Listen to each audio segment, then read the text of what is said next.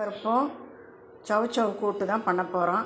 அதுக்கு ஒரு 2 கரண்டி பாசிப்பருப்பு எடுத்து நல்லா கொலைய வேக வச்சுருக்கேன். இப்போ சவுச்சவை ஒரு சவுச்சவ் நல்லா அறுத்து கழுவி வச்சுருக்கேன். இப்போ இதையும் இதோட சேர்த்திக்கலாம். இப்போ இதில் வேகட்டும். இதுக்கு ஒரு கரண்டி சாம்பார் தூள், ஒரு கரண்டி சாம்பார் தூள் போட்டுக்கலாம்.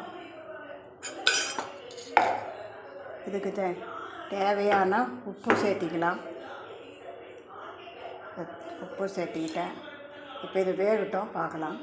இப்போ காய் வெந்துருச்சு. கொஞ்சம் ஒரு 1/4 மூடி தேங்காய் அரைச்சி வச்சுருக்கேன், அதையும் ஊற்றிக்கலாம். இதோட கொஞ்சம் பெருங்காயம் சேர்த்திக்கலாம். இதையும் சேர்த்து கொதிக்க விட்டேன்.